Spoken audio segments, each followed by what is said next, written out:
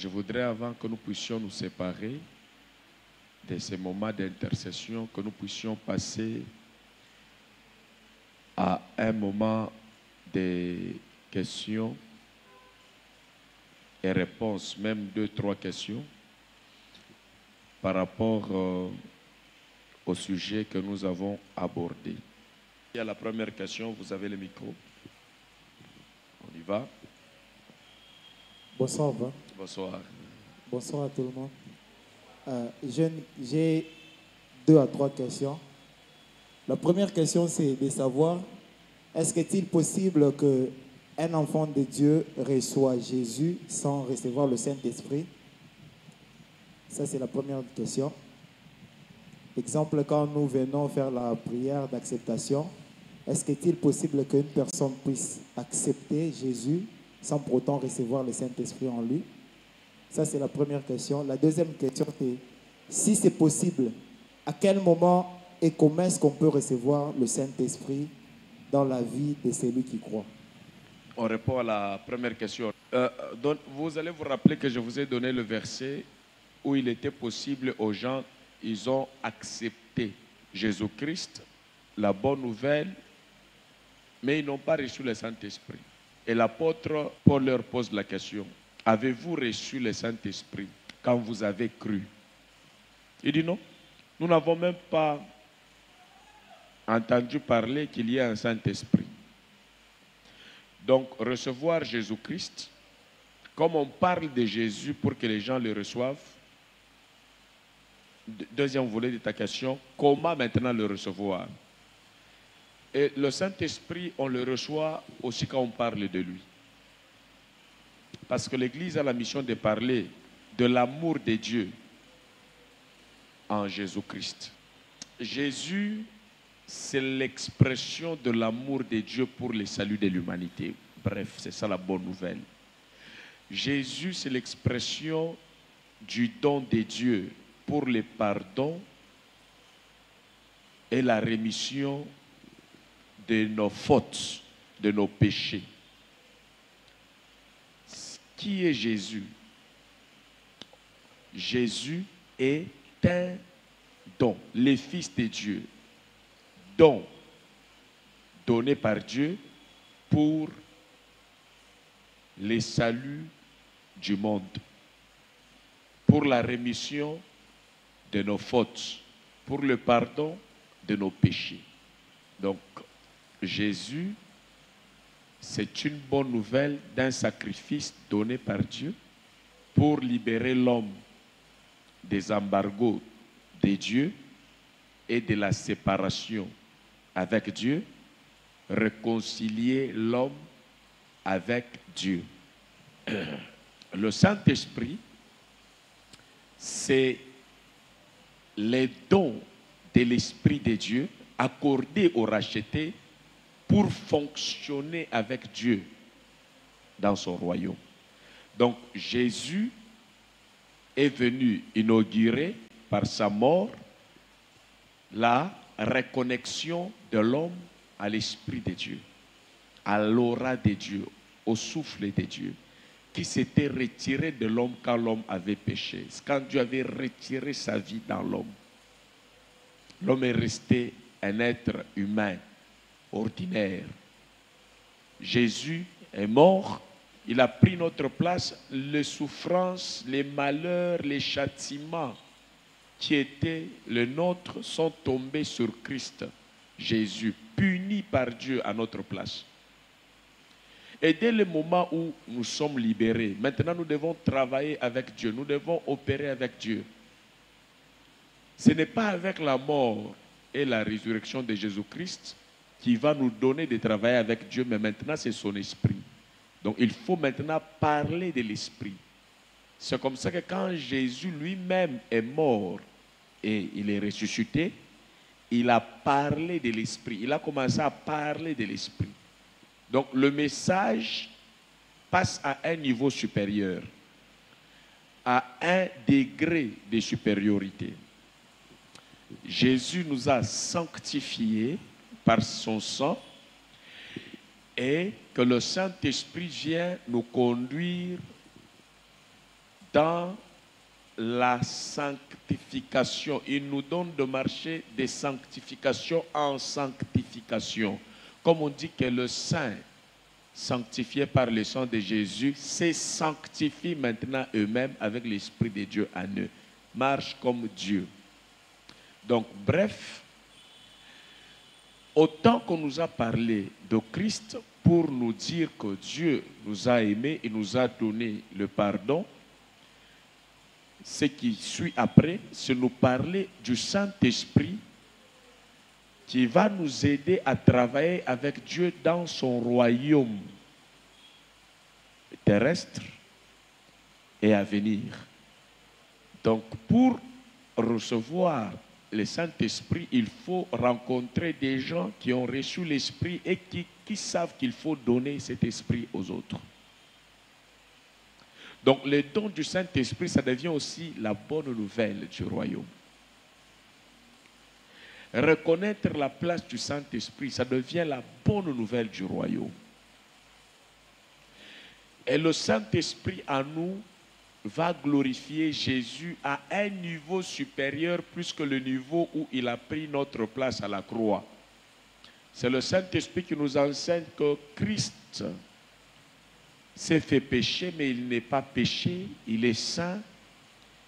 Il fut avant toute chose et il sera après toute chose. C'est le Saint-Esprit qui nous enseigne les profondeurs de Dieu. À la croix, on est limité. Mais le Saint-Esprit sonde les profondeurs de Dieu, comme j'ai donné tous les versets d'ailleurs. Donc quelqu'un peut avoir reçu la bonne nouvelle du royaume au nom de Jésus, comme nous le voyons d'ailleurs plusieurs personnes, mais il n'a pas encore reçu le Saint-Esprit. Même les disciples eux-mêmes, ils avaient reçu avant Jésus-Christ, mais n'avaient pas reçu l'Esprit de Dieu aussitôt. Ça leur avait pris du temps. Quand Jésus a commencé à parler du Saint-Esprit, ils se sont intéressés au Saint-Esprit, ils sont allés attendre le Saint-Esprit à la chambre haute, le Saint-Esprit est venu. La question qui est donnée n'est pas seulement donnée pour lui, c'est pour vous tous et vous comprenez vous tous. Donc l'apôtre Paul pose la question aux gens, vous avez déjà reçu le Saint-Esprit? Ils disent non, non. Nous, on n'a même pas entendu parler qu'il y a un Saint-Esprit.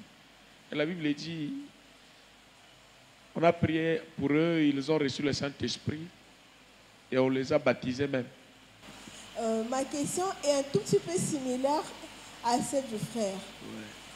Ouais. Je voulais savoir, est-ce que c'est possible d'être baptisé du Saint-Esprit sans être passé par le baptême des eaux? Oui, nous avons vu ça déjà. C'est-à-dire, l'un peut précéder l'autre. Mais lorsque l'un précède l'autre, ça se rattrape toujours. Dans le verset. Je suis dans le livre de Actes, chapitre 10, le verset 47. Je lis au nom de Jésus. Maintenant, ces gens ont reçu l'Esprit Saint comme nous. Ouais. On ne peut donc pas les empêcher d'être baptisés dans l'eau. Amen. Voilà. Est-ce que vous pouvez vous applaudir vous-même parce que vous défendez bien? Les gens ont reçu le Saint-Esprit avant le baptême. Et puis, l'apôtre dit, est-ce qu'on va refuser de baptiser ceux qui ont reçu le même esprit que nous, le Saint-Esprit? Non, puisque Dieu leur a donné le Saint-Esprit, qu'ils passent aussi au baptême. Donc, on peut recevoir le Saint-Esprit et on passe à l'eau de baptême après. Tout comme on peut passer à l'eau de baptême avant et on reçoit le Saint-Esprit après. Tout comme on peut passer à l'eau de baptême, au même instant, on reçoit le Saint-Esprit. Comme Jésus lui-même, c'est le jour où on le baptisait, le Saint-Esprit est descendu vers lui. Là, il est entré dans le ventre de Marie par la puissance du Saint-Esprit. Mais lui-même, le Saint-Esprit est venu sur lui le jour du baptême. Et c'est là où Dieu dit, celui-ci est mon fils, bien-aimé en qui j'ai mis toute mon affection. Croyez en lui, écoutez-lui. Encore,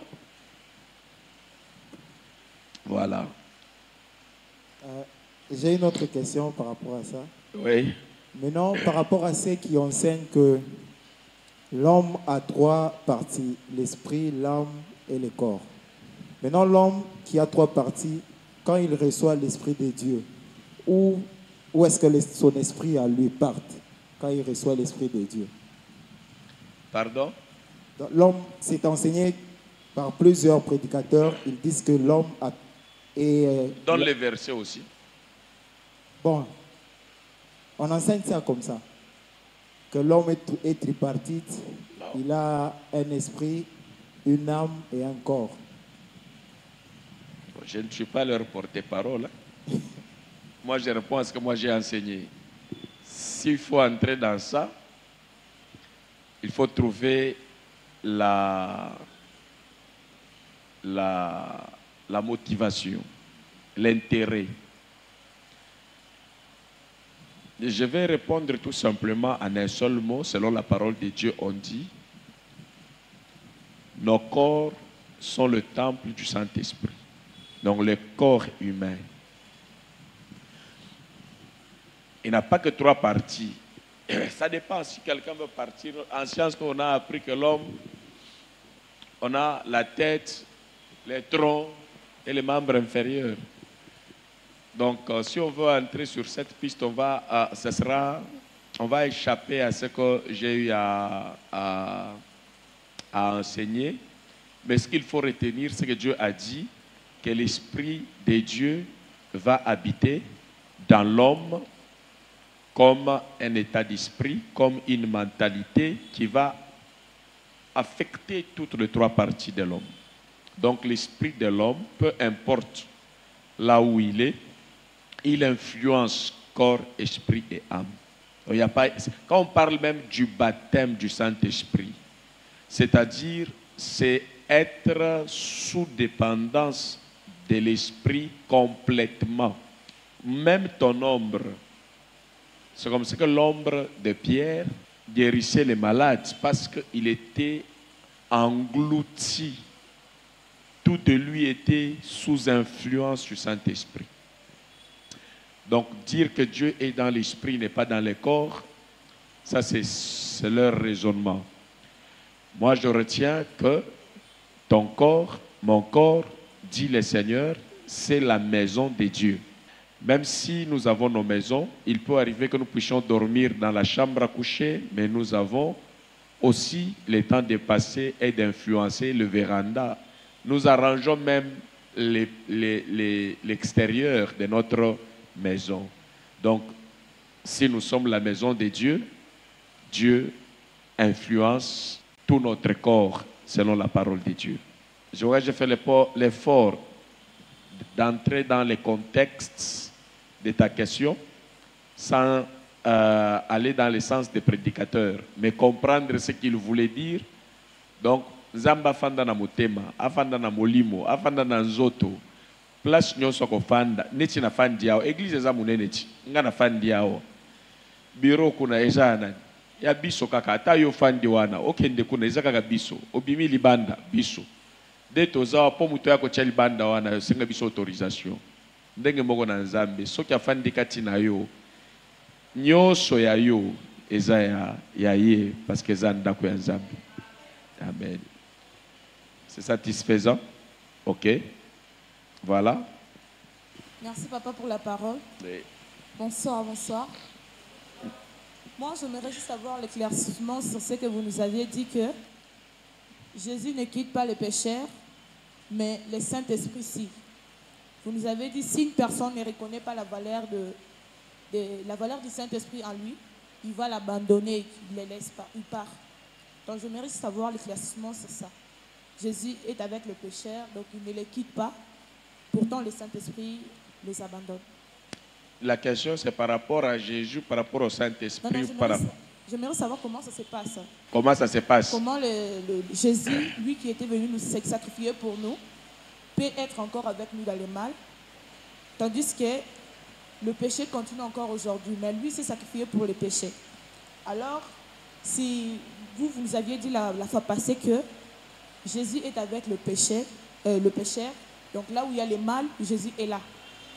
Aussi longtemps que le Saint-Esprit, lui, il nous laisse, lorsqu'on ne reconnaît pas sa valeur à nous, lorsqu'il sent que non, la personne vit dans le péché, il les laisse partir. Donc j'aimerais avoir l'éclaircissement sur ça. D'accord. La première des choses, je vais commencer par un exemple. Vous savez, si vous avez votre frère, votre parent, dans la vie familiale, vous vivez avec lui, mais si vous sentez qu'il est tombé malade, vous n'arrivez plus à gérer son cas, vous l'amenez à l'hôpital. L'hôpital ne fuit pas le malade. L'hôpital a reçu la mission de prendre soin, même si la personne s'est empoisonnée. L'hôpital est là pour se battre pour guérir la personne. On ne dit pas à la personne, on ne va pas te guérir. Dis-nous d'abord pourquoi tu es tombé malade. Pourquoi tu as laissé le moustique te piquer. L'hôpital, ce n'est pas son rôle. Lui, l'hôpital, c'est guérir tous les cas.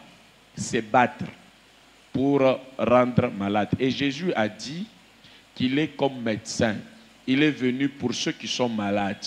Donc, il ne peut pas abandonner quelqu'un au nom de la maladie quelconque ou d'un péché quelconque. D'autant plus que lui-même est venu comme docteur dans nos vies. Il est venu pour faire ce travail. C'est comme ça que la Bible dit, celui qui pêche, il ramène Jésus à la croix. Donc le sacrifice pour traiter son cas est toujours d'actualité. Et il n'a pas dit qu'il n'est pas venu pour les justes, il n'est pas venu pour les purs, il est venu pour les injustes, il est venu pour les gens mauvais. Donc ça c'est Jésus dans son rôle de sacrificateur, de l'offrande pour le péché. Donc il ne fuit pas les problèmes de péché. Il suit quelqu'un. Même quand quelqu'un se perd, lui il va les chercher. Il est venu pour chercher les perdus. Donc il a tout pour régler le problème de péché et il a déjà réglé le problème de péché à son niveau. Il dit même si quelqu'un pêche, je ne sais pas, 1000 fois, plus de 1000 fois, il a déjà reçu le pardon. Pourquoi? Parce que Jésus s'est fait pécher à la place du pécheur. Donc Jésus, lui, ne voit pas les pécheurs comme tu le vois. Lui, il voit que lui, il a pris la place du pécheur. Il n'a pas de motifs à refuser un pécheur. Parce qu'il est venu prendre la place du pécheur. Et le verset, je suis venu pour, vous pouvez donner le verset.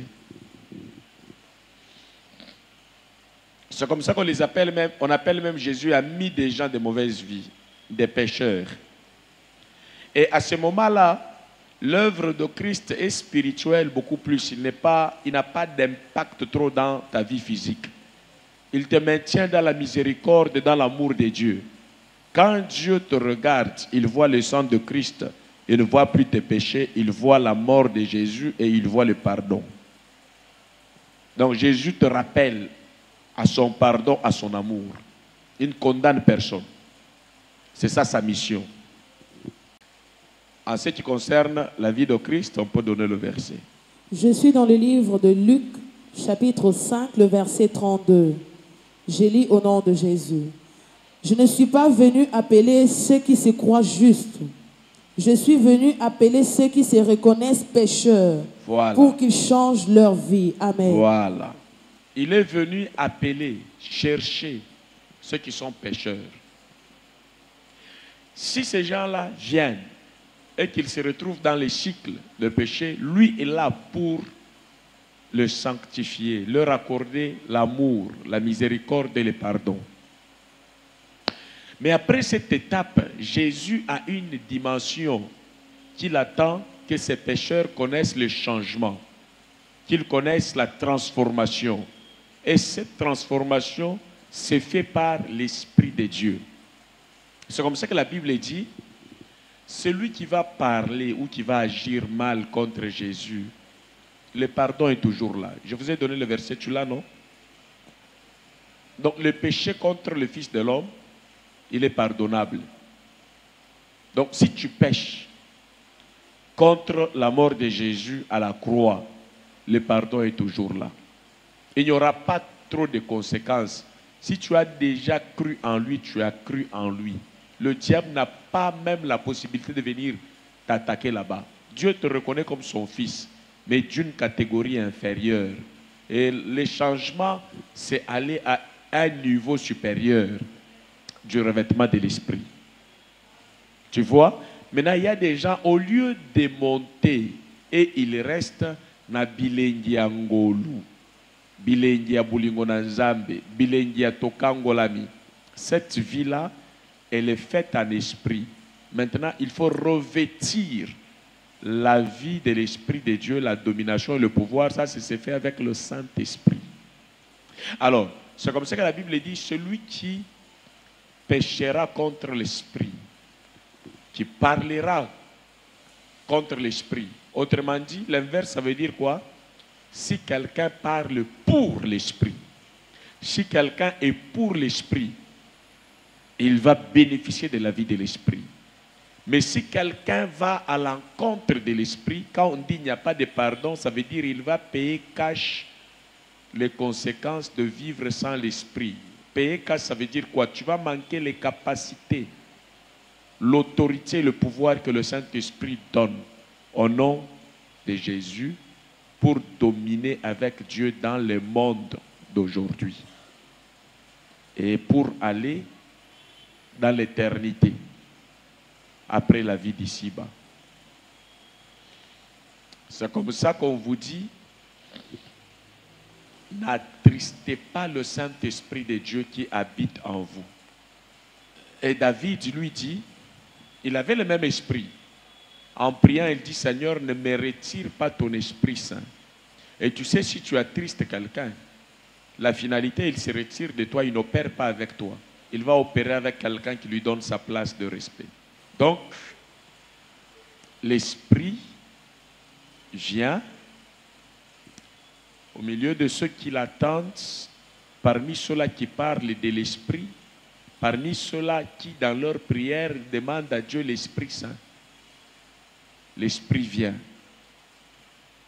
Mais Jésus, rappelle-toi quand Paul appelait Saul dans les Actes des Apôtres, chapitre 9. La Bible dit, Paul est en train d'aller persécuter l'Église. Ok? Mais Jésus est venu, il est apparu à Saul. Il lui pose la question, Saul, Saul, pourquoi me persécutes-tu? Il pose la question, toi c'est qui? C'est Jésus? Il dit, c'est moi Jésus que tu persécutes. Il n'avait pas appelé Jésus. Il allait combattre l'église de Jésus, mais Jésus l'a suivi. Le sang de Christ l'a suivi. L'appel de Jésus l'a suivi. Il dit, c'est moi Jésus que tu persécutes. Jésus ne l'a pas abandonné parce qu'il a péché, parce qu'il persécutait l'église. L'amour l'a réclamé.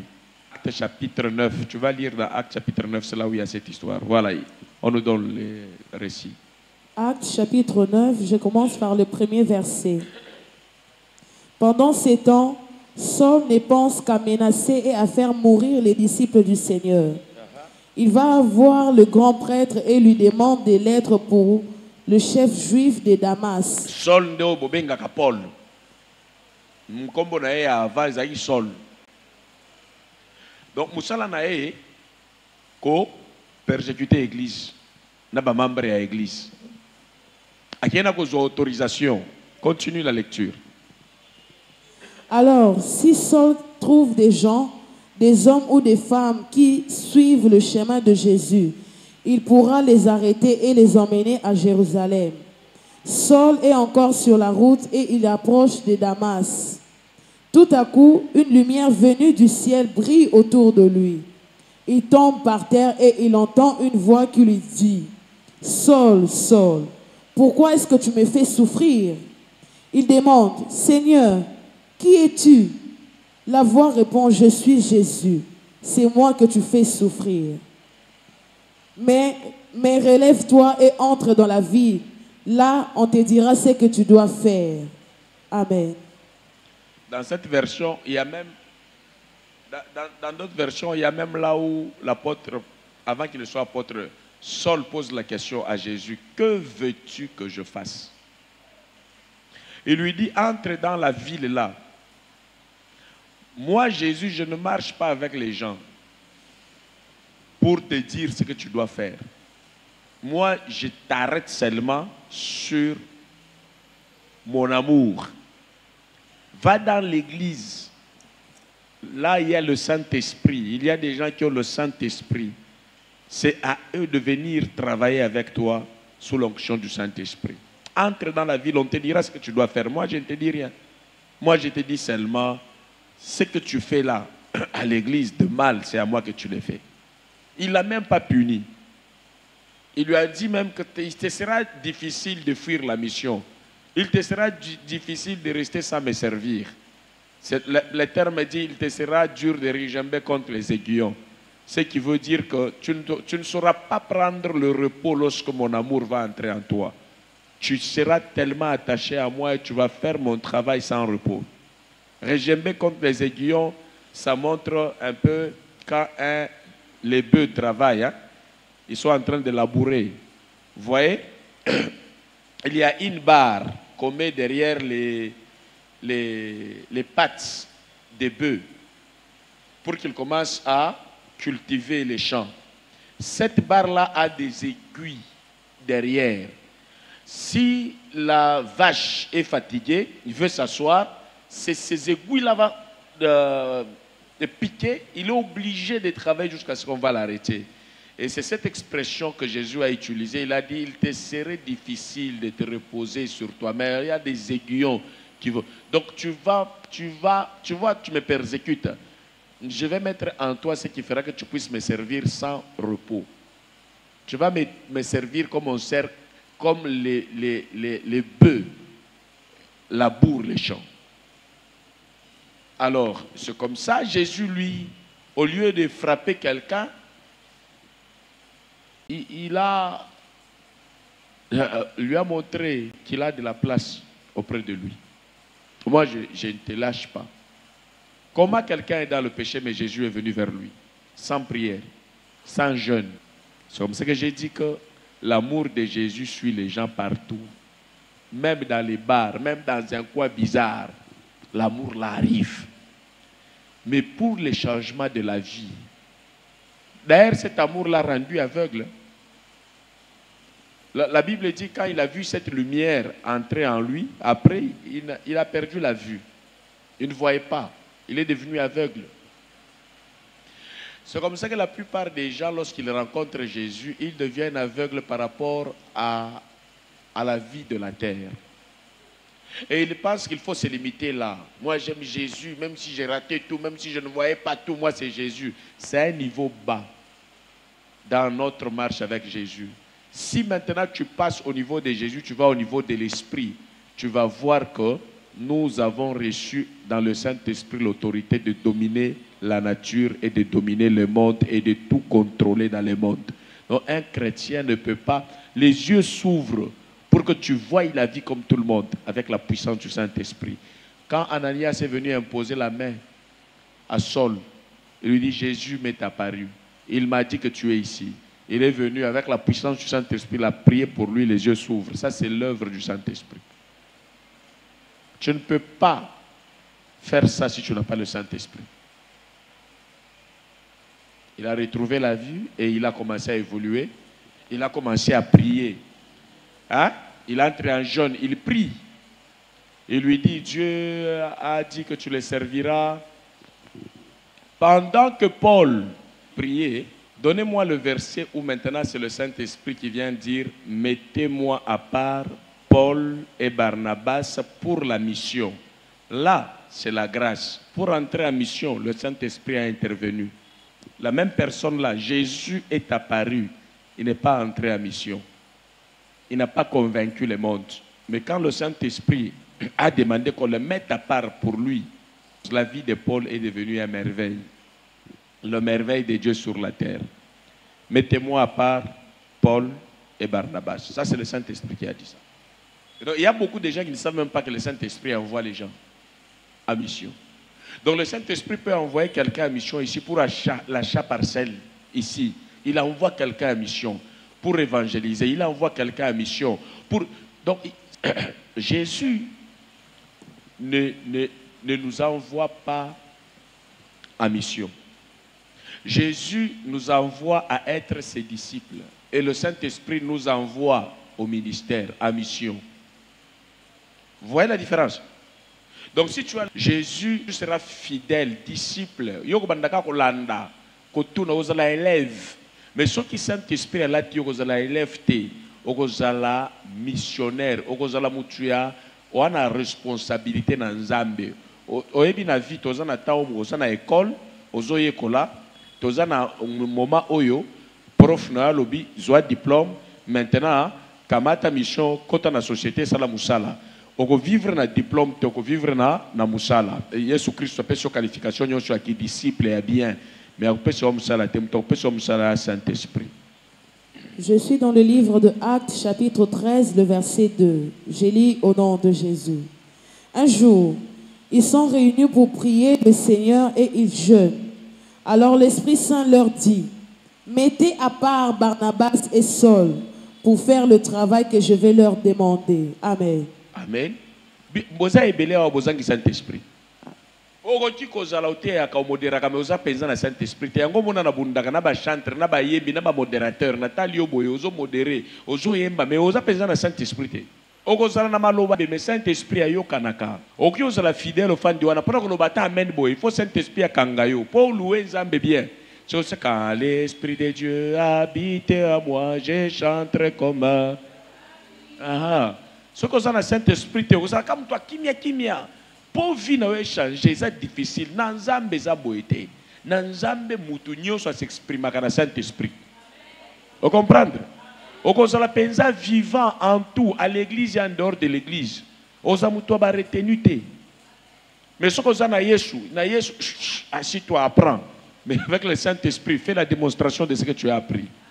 Vous voyez comment c'est merveilleux? Voilà, c'est ça. La vie de liberté, c'est comme ça que ça se passe. Amen. Owebi, ce qui n'a pas été le comme lui musanto. Owebi compréhension. Bitumbana bunda na compréhension.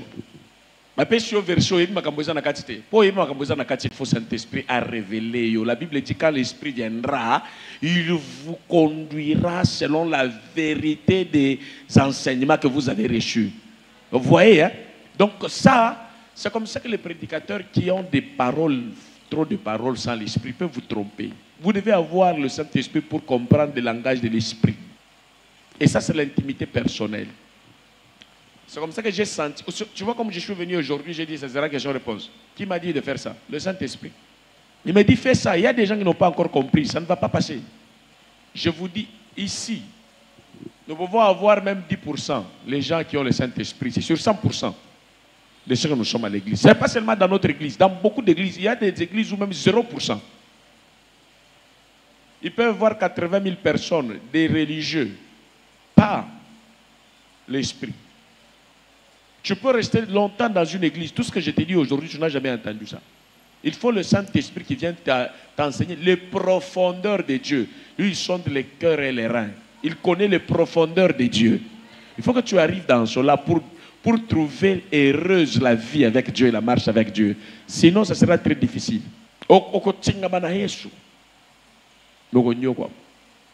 Jusqu'à ce que Yesu et le Saint-Esprit. Donc, on a ici une foi chrétienne.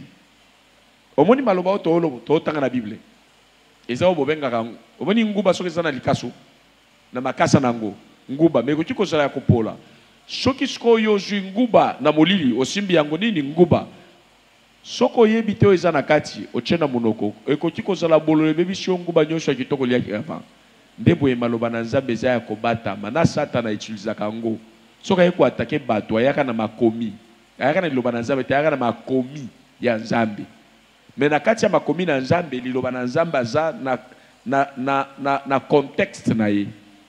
Soki Satana yi akobambula yo eloko ekomami ndengo wana me eza na contexte wana te.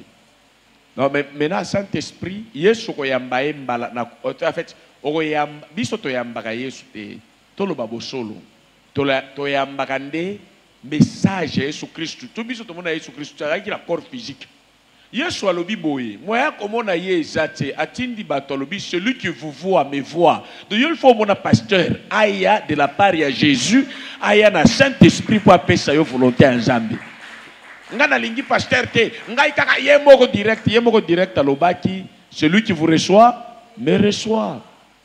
Donc, si tu veux comprendre les choses de l'esprit, écoute bien, prie. Si tu ne comprends pas, ce que tu cherches auprès de Dieu, viens poser la question au pasteur qui a l'esprit de Dieu. Il va t'éclairer. Et il va te connecter même à la vie. C'est comme ça que celui qui n'a pas de pasteur à qui poser des questions, il est vraiment pauvre. Il est en difficulté. Vous aviez dit que Jésus est avec le péché, selon ma question, mais j'ai reçu une réponse claire. Et aussi, le Saint-Esprit, lui, maintenant, par contre, il laisse, il abandonne. Donc, en abandonnant, il est aussi possible qu'il puisse tuer. Parce que... Le Saint-Esprit travaille avec ceux-là qui les ont reçus avant vous.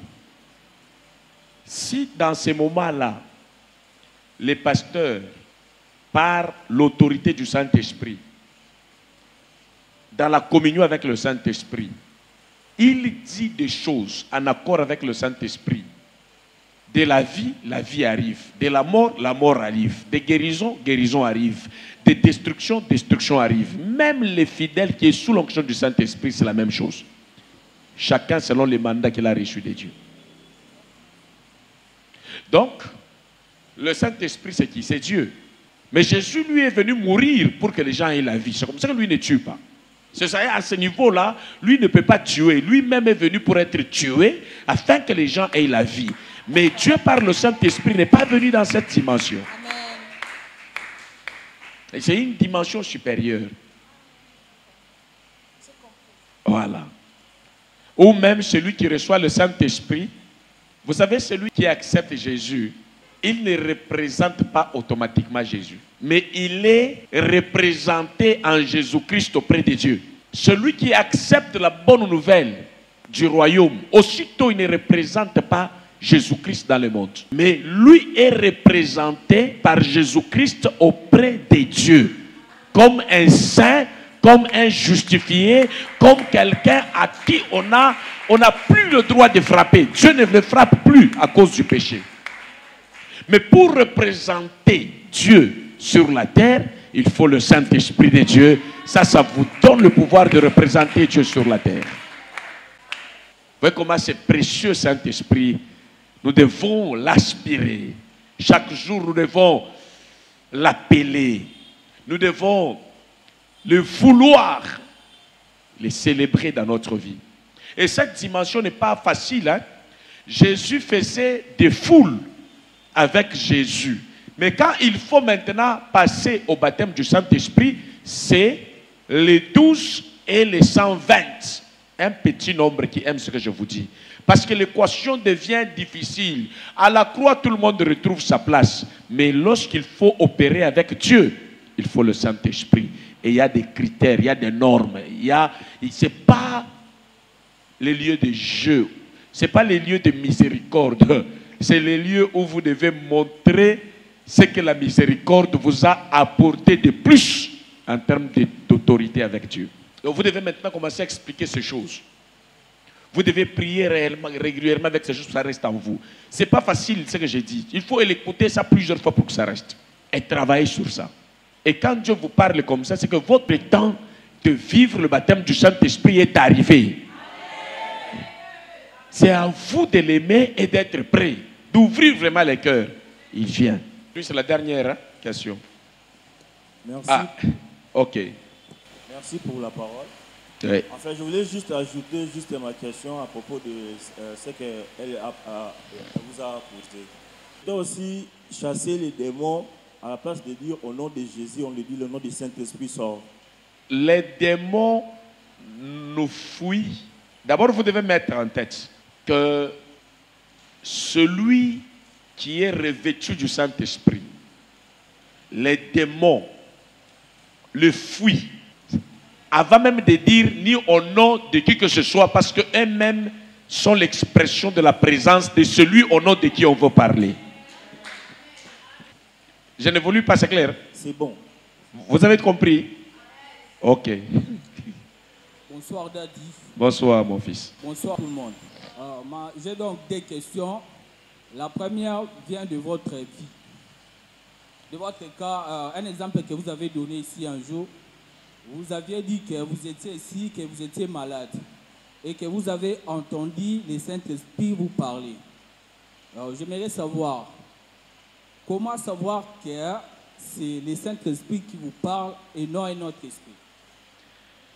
Il faut l'expérimenter. C'est une voix avec une autorité extraordinaire, incomparable, qu'on ne peut pas confondre avec toute autre voix.